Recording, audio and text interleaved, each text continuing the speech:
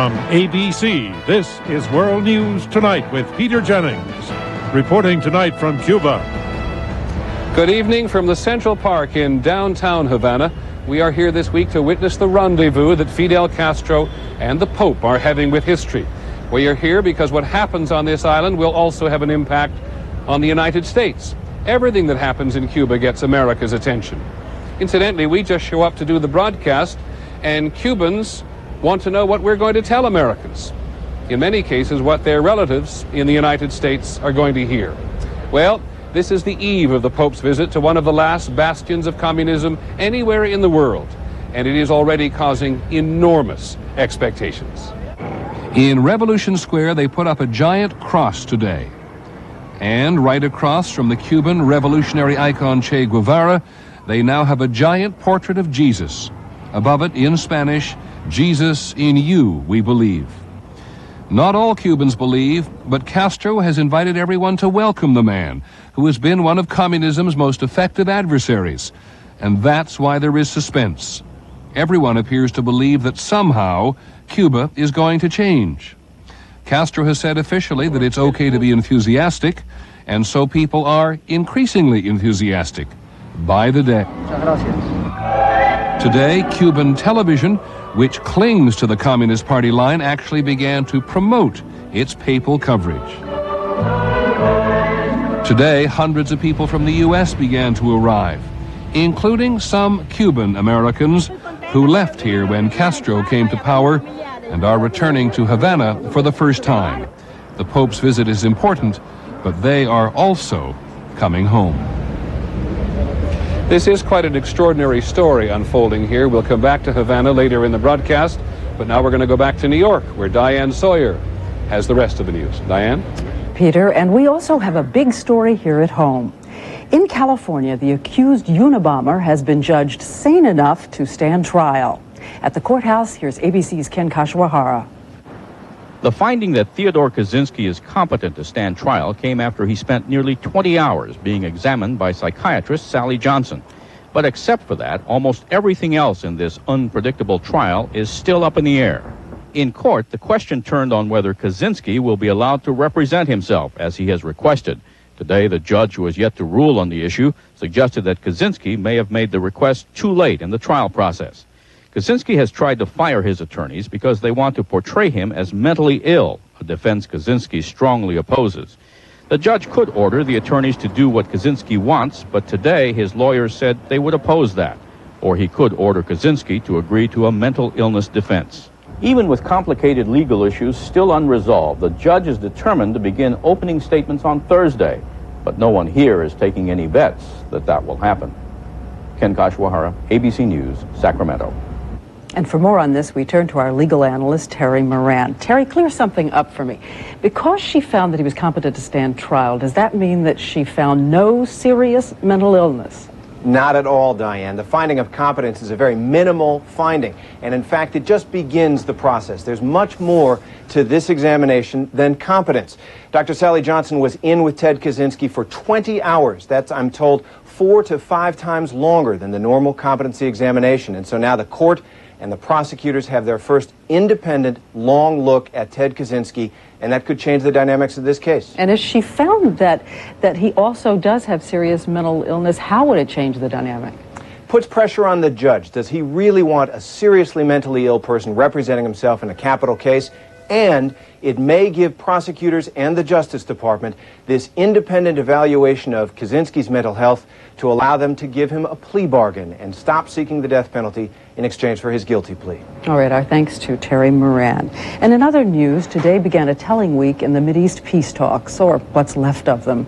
The Israeli Prime Minister met President Clinton at the White House, but there were no breakthroughs, no sign of any to come. The exchange was what diplomats call frank. At the White House, here's ABC's Sam Donaldson.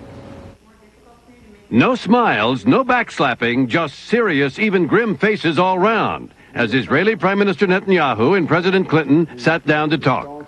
I want to reaffirm to the people of Israel the strong support of the United States for Israel and the strong support of the United States for the security of Israel. We're prepared to move forward, but not to jeopardize the security of the State of Israel.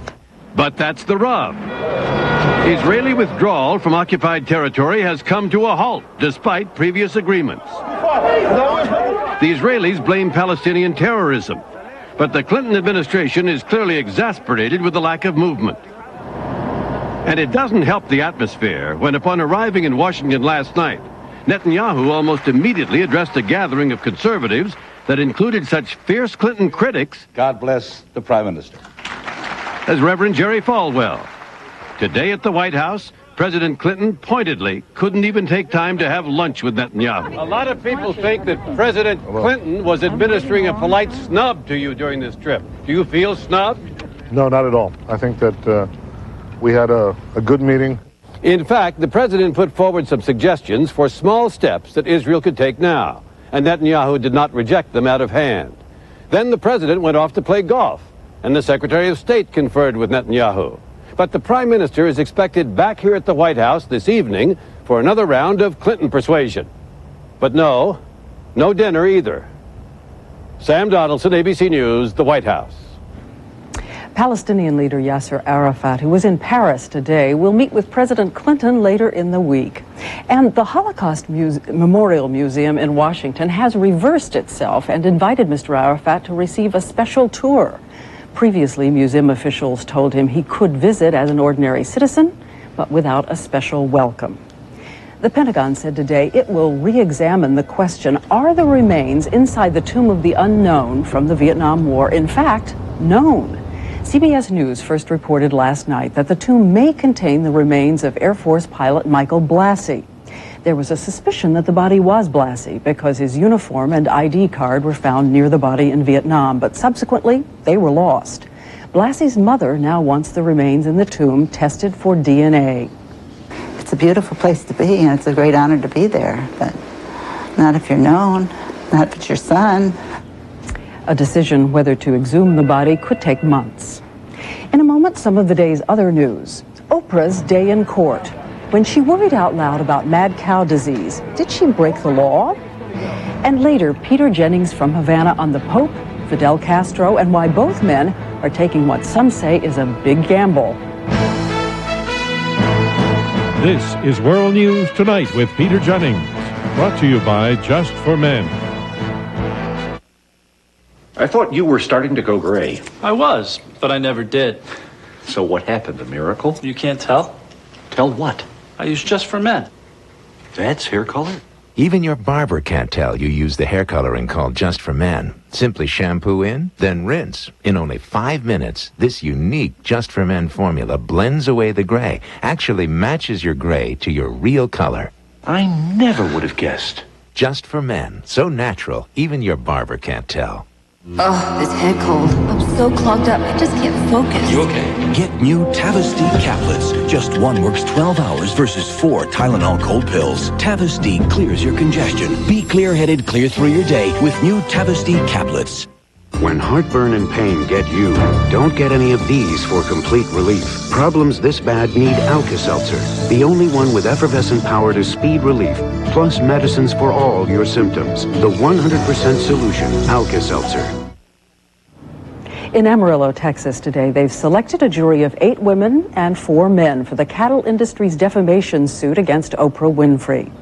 The case centers around Oprah's power as a television personality and some claims she made on her program about American beef and mad cow disease. ABC's Mike Van Friend is in Amarillo. The Queen of Talk is under a gag order and had nothing to say as she made her way into court today. Oprah, can you get a fair trial down here? The cattle ranchers are suing her for this show about hidden dangers in food. We have a lot of questions about this mad cow disease that we'd like to try to get resolved because we don't want to just to alarm you all, but I have to tell you, I'm thinking about the cattle being fed to the cattle, and that's pretty upsetting to me. Oprah Winfrey yelled fire in a crowded auditorium, and she hurt a lot of honest, hard-working cattlemen out here in this area. The cattleman's case is the first test of this controversial new Texas law that allows farmers and ranchers to sue if they feel someone has falsely implied their product is not safe. In the days after Oprah's show, the average price for a head of cattle fell nearly 10%. She's being sued for the $17 million cattlemen say they lost. The case has created a debate over whether the law violates the right of free speech. The consequences are not just that there will be more of these very ridiculous lawsuits, but that there will be less speech about important public issues. Because of the trial, Oprah's brought her TV show to town, and a seat in the courtroom is no match for a seat at Oprah's show. They had so many telephone calls it blew the circuits here, and we could not even get a dial tone. Both sides agree. Having Oprah in Amarillo's a good show. Mike Von Fremd, ABC News, Amarillo. And now another major breakthrough in cloning, this time designer cows. George and Charlie were born on a ranch in Texas last week. They're not only clones, but their genes have been altered to produce chemicals in their milk. This technique may eventually be used to turn cow's milk into drugs for humans.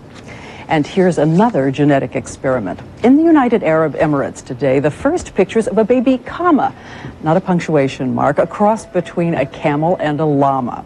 The method was almost old-fashioned artificial insemination. Scientists are hoping that the comma will produce fine wool like a llama, but be bigger and so produce more of it. And with all the advances in genetics these days, the government is trying to make sure that the new science isn't used to discriminate against workers. In Washington today, Vice President Al Gore said the administration will propose legislation prohibiting employers from requiring a genetic test or using genetic information to find out if employees are likely to develop certain diseases. And now we go back to Peter Jennings in Cuba. Peter. Diane, there's been enormous intrigue about what's going on in Cuba this week because of the two intriguing men involved. So what's on their agenda when we come back?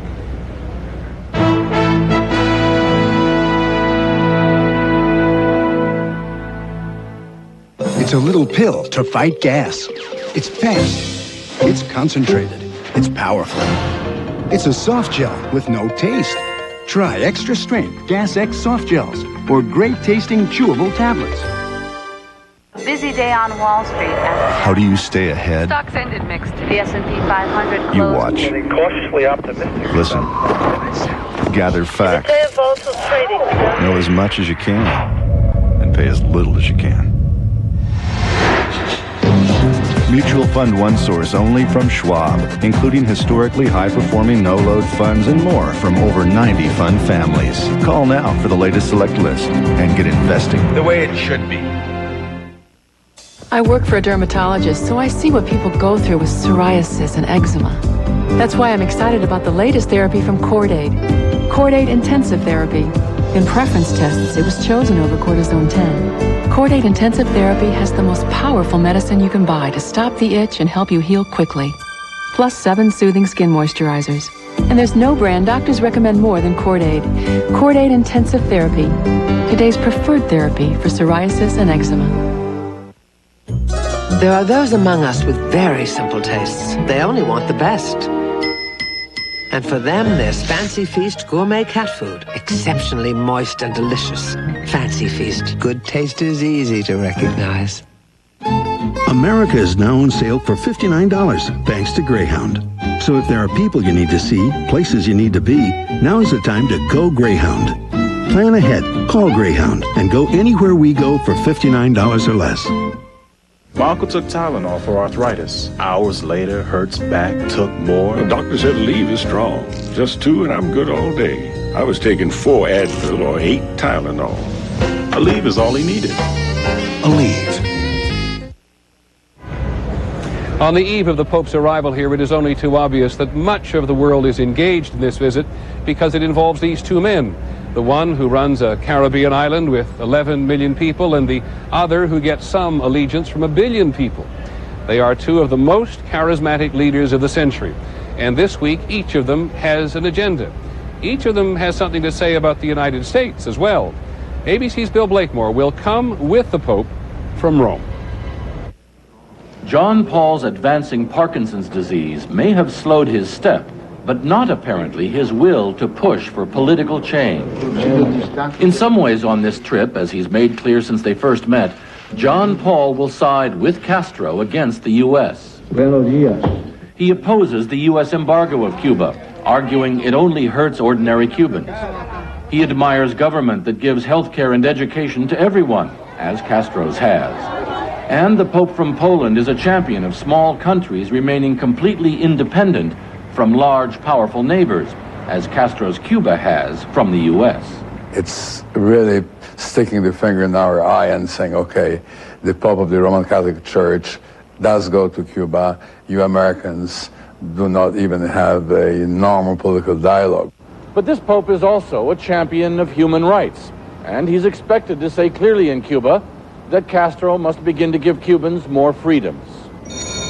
Already, churchmen in Cuba have begun a small anti-repression campaign reminiscent of John Paul's anti-communist crusade in Poland.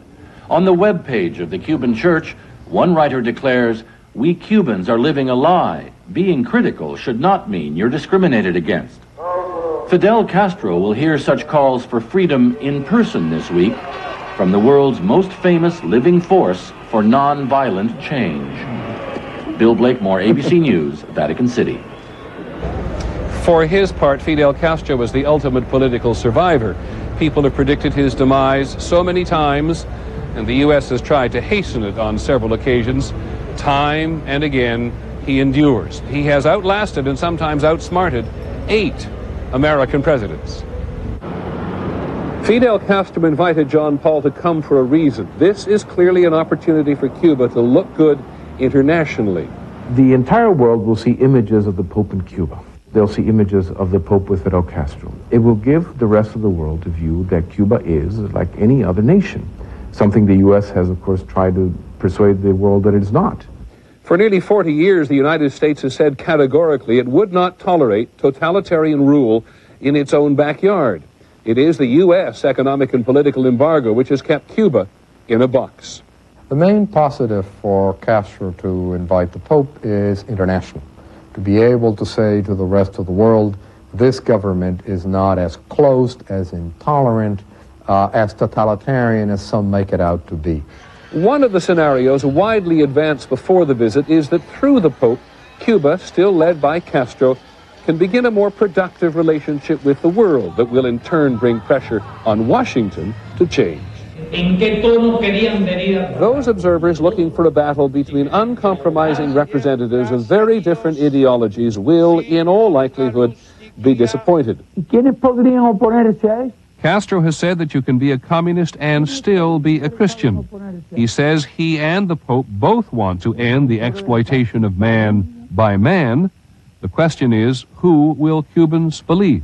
The main negative is the risk that the Pope's visit will persuade a great many more Cubans to break loose of the Cuban government. If so, then the Pope's visit would really open up a new chapter in the government's relations with its own society. For the Cuban government, that is the risk.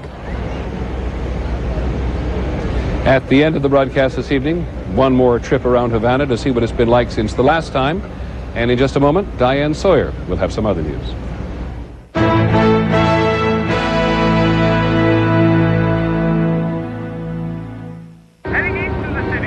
Want to get to work a little quicker?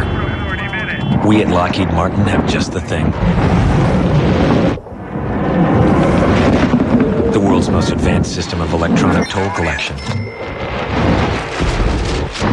It's the fastest way to fly through a toll booth. Next to one of our F-16s, of course.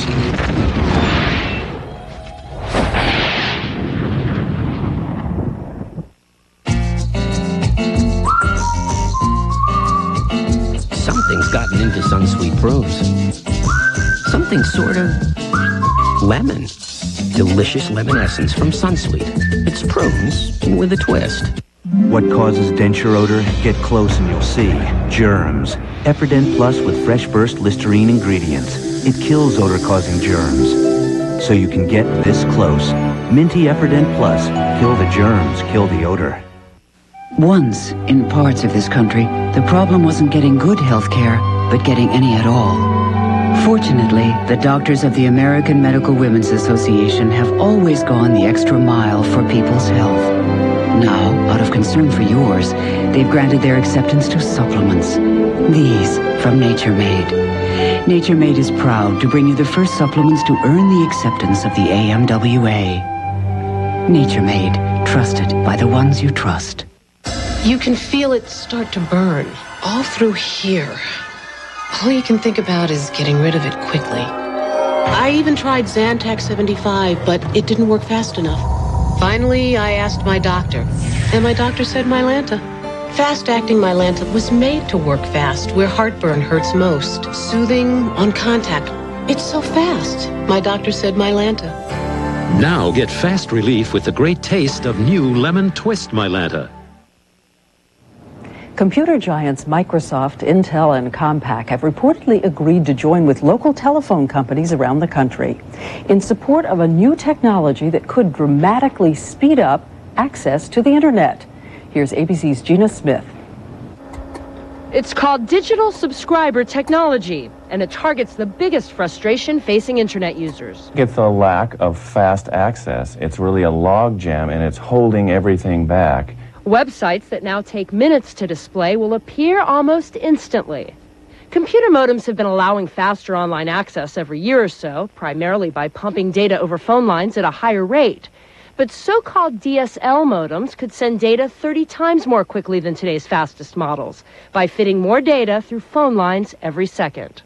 You don't have to buy an additional phone line, and it will allow computer users to be online and on the telephone at the same time. DSL technology isn't new. It just hasn't taken off because no one could agree on the single best way to design it. But now, with big computer makers and many Baby Bells backing a standard, high-speed internet access could be available in most American cities by the end of the year. Gina Smith, ABC News, New York. In heavy trading on Wall Street, the Dow Jones Index gained 119 points today, closing at 7873. The Nasdaq gained 27 points to close at 1590. The strong economy is changing people's view of the federal government. A new ABC News poll shows that 46% see the government in a positive light. 53% see it negatively. Back in 1992, negatives outweighed the positives more than 4-1. In Boise, Idaho today, the second teacher to join the space program, Barbara Morgan, met with reporters.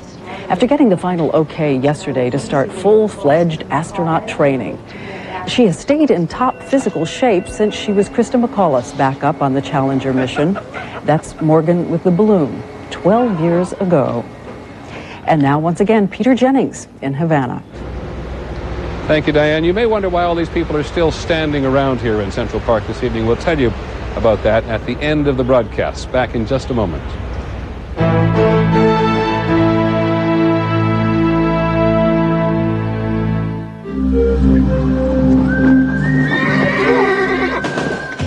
Never seen a minivan take that road. I wouldn't take that road in a minivan. They say it has traction control. I heard it can run over a nail, not get a flat. A minivan can do that? Maybe it's not really a minivan. The rugged Montana from Pontiac. Life is more exciting in Montana.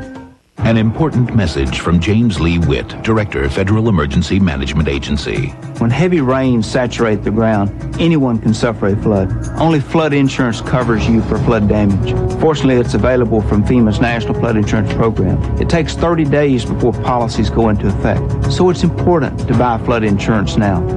Do something for yourself and your family before it's too late. Please call the toll-free number on your screen or your insurance agent today. Life's an adventure because you're over 50 and still exploring. So take the Centrum made just for you, Centrum Silver, with age-essential nutrients specially adjusted to keep pace with your changing nutritional needs. Centrum Silver, it's a great time to be silver. The human body is a ceaseless wonder, a masterpiece. At Merck, we believe that one masterpiece deserves another. The Merck Manual of Medical Information Home Edition in everyday English. Since 1899, more doctors have looked to Merck, a world pioneer in breakthrough medicines, for their medical information. Now you can too, to help you better communicate with your doctor. The Merck Manual Home Edition, available where books are sold or by phone. He doesn't really talk about his hair, but I know he thinks about it. That's why he uses Pantene Pro V. The Pro Vitamin formula penetrates, improving hair, keeping it looking really healthy, shiny, strong. Pantene Pro V, for hair so healthy it shines. Wednesday. Anything I've done wrong pretty much in my life has been sex-related. This sex offender went to court and begged to be castrated. What happened only hours ago will make history. A primetime exclusive Wednesday. Finally, from here in Havana, coming back. Some of us have been coming to Cuba for a very long time. In my case, since the mid-1960s. And every time you get here, you look to see whether life has changed. First of all, despite the hardship, Cubans are famous for being laid back. But it's hard to be relaxed with all this media. The Cubans know they're on display this time. And no matter who we talk to today, they would at least like this attention to improve the quality of life. This gentleman wanted our attention. He's hawking the Communist Party newspaper Grama. Now there's exciting reading. Read all about it, he said. The Pope is coming to see the real Pope. Not much doubt in his mind or anyone else's that communism may be dead, but Fidel Castro is still in charge. Newcomers to Cuba always notice the old American cars. They are symbols, really, for how the place keeps going despite the American embargo and how badly the Communist Party has messed up life. Thanks to Cuban ingenuity, they are still going. Cubans like to say that what will save Cuba in the end is the Cuban people.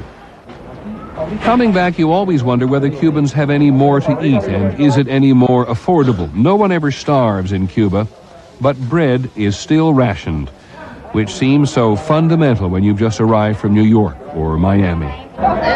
There seem to be more places to buy fresh vegetables and even meat, which has always been a luxury.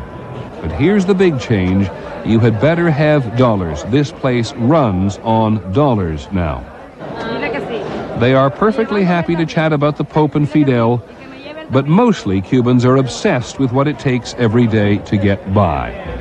And none of these vegetable sellers think the Pope is going to bring down the price of cooking oil. The Pope will be a welcome diversion for many and a blessing for some. But coming back, one is reminded that in Cuba, survival is the issue. We have it so easy by comparison at home. So why did all these people stay around this evening?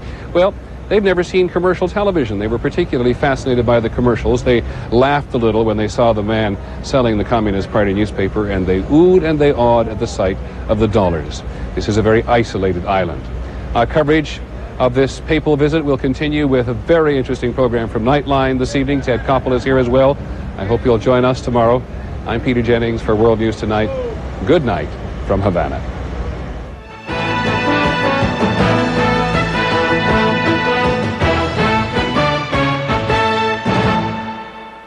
Tomorrow, history will be made. The Pope arrives in Cuba. The people, the dictator, the event. See it with Peter Jennings from Cuba on World News Tonight, tomorrow. This has been a presentation of ABC News. More Americans get their news from ABC News than from any other source. ABC News, now always on. The Taylors are in for not one, not two, but three shocking events. First, we just decided to get married. Second, it's to an older woman. And if that's not enough... Just tell me one thing. Is Samantha pregnant? This is the home improvement you'll never forget. And Grace flirts with danger on a hot new Grace. ABC Tonight. This is News 2 at 6. They would have killed me. And I really believe that. A 77-year-old woman is mauled by dogs. Tonight, she tells her story, only on News 2. Good evening, I'm Ann Holt. And I'm Reed Galen. Mabel Bilbrey had car trouble in her hometown of Cropsville Sunday, but as she tried to get help, 4 dogs attacked her. Still recovering in the hospital, she told her story exclusively to News 2's Christy Lowe. You can clearly see some of Mabel's wounds, and her account of the mauling is a graphic one. Under my arm. They almost tore this arm off. Mabel Bilbrey describes the injury